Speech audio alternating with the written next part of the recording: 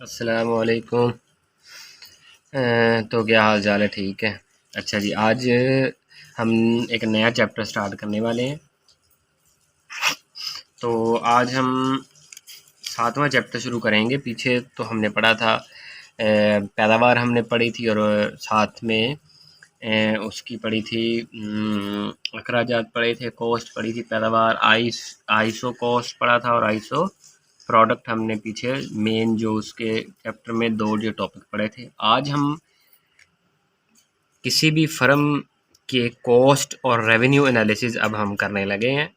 ये भी बड़ा इम्पोर्टेंट चैप्टर है। इसमें से भी लाजमी एक क्वेश्चन आता है, फर्म्स कॉस्ट एंड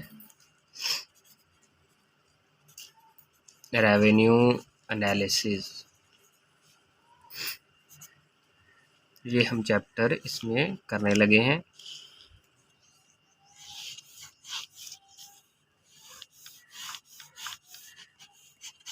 तो इसमें हम पीछे जो हमने पढ़ा था उसी को हम आगे लेके जाएंगे। हम फर्म की जितनी भी, किसी भी फर्म के अंदर जितनी भी कॉस्ट होगी हम उसको पढ़ेंगे, और जितना भी रेवेन्यू होगा, यानी कि जो भी हम थ्रू पैसा या सर हम वापस लेंगे, वो भी हम इसमें ला पढ़ेंगे। और हम शुरू करते हैं कॉस्ट, यानी कि मैं पहले बता देता हूँ इसमें कि हमने कौन कौन सी चीज़ें को हमने इसमें डिस्कस करना है। जो नेक्स्ट इसकी वीडियो होगी उसमें मैं आपको बताऊंगा कि इसकी तारीफ़ें और इसके फ़ॉर्मूले होंगे, उसके फ़ॉर्मूले मैं आपको बताऊंगा।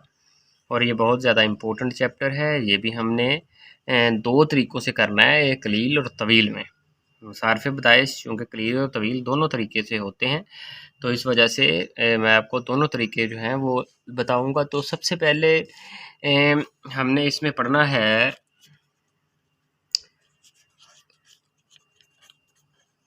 कुल्ली मसारफ, यानी कि टीसी पढ़ना है।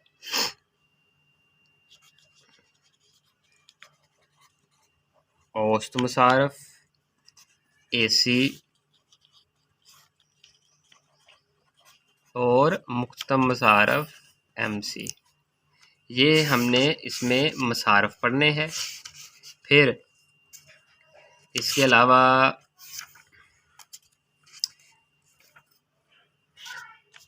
इन तीनों का हमने एवरेज भी पढ़ना है। चलो एक रेवेन्यू भी बता देता हूँ, चलो साथ ही। रेवेन्यू इसमें है हमारे पास कुल हासिल, टोटल रेवेन्यू, औसत हासिल, एवरेज रेवेन्यू और मुख्तम हासिल, मार्जिनल रेवेन्यू बनता है। ये चीज़ें हमने इसकी पढ़नी है इसमें, और इसी को भी अभी हमने डिटेल के साथ पढ़ना है। टोटल कॉस्ट जो हमने इसमें पढ़नी है, टोटल कॉस्ट कितनी किस्म की होती है? टोटल कॉस्ट होती है दो किस्म की। एक होती है फिक्स कॉस्ट, यानी कि इसको हम क्या बोलेंगे, मुअय्यन मसारफ। फिर इसके अलावा दूसरी होती है वेरिएबल कॉस्ट, इसको हम क्या बोलेंगे जी, मुतगय्यरा मसारफ। ठीक हो गया। अभी सिर्फ मैं आपको बता रहा हूँ क्योंकि ये बहुत ज़्यादा है, तो इस वजह से ना इसका अलहदा एक लेक्चर बनेगा, तो वो मैं आपको अलहदा लेक्चर में ये बता रहा हूँ। मुख्तम मसारफ। अच्छा जी, आगे होगा जी औसत मसारफ। तो टीसी भी हमने पढ़ लिया है, एसी भी हमने पढ़ लिया है। तो अब वो कहता है कि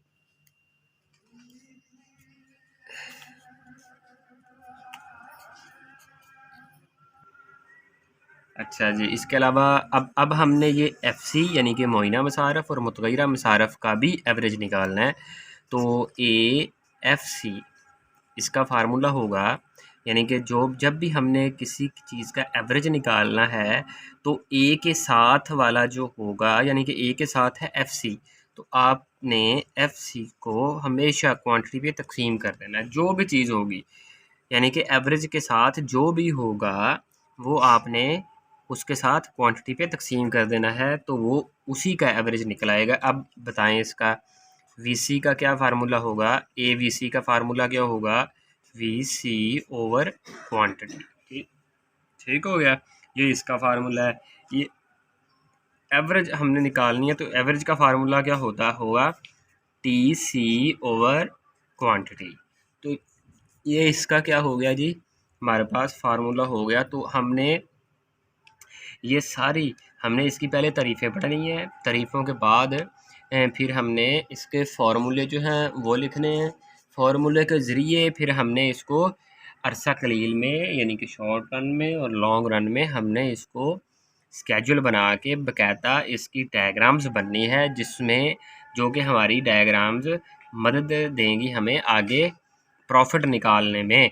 ठीक हो गया, तो आपने इसको इस चैप्टर लेक्चर को गौर से सुनना है और इसको आपने देख लेना है। हमने सिर्फ़ और सिर्फ अभी ये जो कॉस्ट है सिर्फ़ और सिर्फ ये पढ़नी है। रेवेन्यू जो है वो अलग हम पढ़ेंगे, वो अलग एक लेक्चर में। नेक्स्ट लेक्चर जो होगा ना, उस लेक्चर में हम क्या पढ़ेंगे, सिर्फ़ और सिर्फ कॉस्ट को हल करेंगे, उसका गोशवारा बनाएंगे और फिर उसका डायग्राम बनाएंगे और फिर हम उसके बाद रेवेन्यू को पढ़ेंगे, क्योंकि इस चैप्टर में हमने सिर्फ़ और सिर्फ कॉस्ट और रेवेन्यू को पढ़ना है। आगे जो हम जब पढ़ेंगे मार्केट में ले चले जाएंगे, तो मार्केट में हम इसमें बाकायदा प्रॉफिट निकालेंगे फ़र्म का, और नुकसान भी होगा, गैर मामूली भी होगा, मेयारी भी होगा। मतलब जितनी भी किस्म का जो है प्रॉफिट और लॉस होगा वो हम इसमें से निकालेंगे और हम उसको बाकायदा हल करके शो करेंगे प्रॉफिट उसका डायग्राम के ज़रिए।